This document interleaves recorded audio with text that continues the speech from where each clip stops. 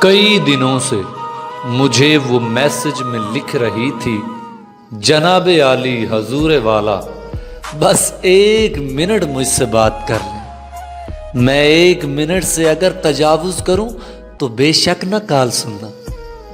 میں زیر لب مسکرا کے لکھتا، بہت بزی ہوں، ابھی نئی نظم ہو رہی ہے۔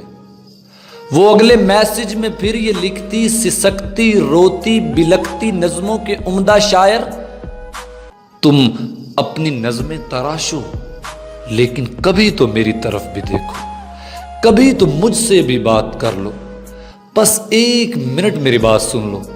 میں ہنس کے لکھتا، فضول لڑکی، بہت بزی ہوں، بس 1 منٹ ہی تو ہے نہیں نا۔ وہ کئی دنوں تک خاموش رہتی۔ پھر ایک دن میں نے اس کی حالت پہ رحم کھا کر جواب لکھا، بس 1 منٹ ہے اور 1 منٹ سے زیادہ بالکل نہیں سنوں گا۔ تو اس نے اوکے لکھا اور ایک دم سے کال کر دی۔ میں کال پک کر کے چپ کھڑا تھا۔ وہ گہرا لمبا سا سانس لے کر اداس لہجے میں بولی، سر جی میں جانتی ہوں کہ 1 منٹ ہے اور 1 منٹ میں میں اپنے اندر کی ساری باتیں کسی بھی صورت نہ کہہ سکوں گی۔ سلگتی ہجرت زدہ رتوں کو اداس نظموں میں لکھنے والے عظیم شاعر، خدا کی دھرتی پر رہنے والے اداس لوگوں کا دکھ بھی لکھنا۔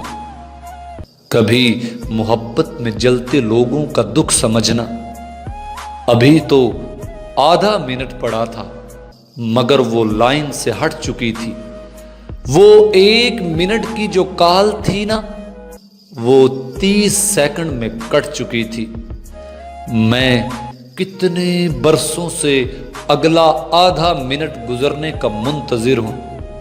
وہ نرم لیکن اداس لہجے میں بولتی ہوئی اداس لڑکی میری سماعت کے اد کھلے در سے یوں ہی اب تک لگی ہوئی ہے، ہٹی نہیں ہے، بہت سے سالوں سے چل رہی ہے۔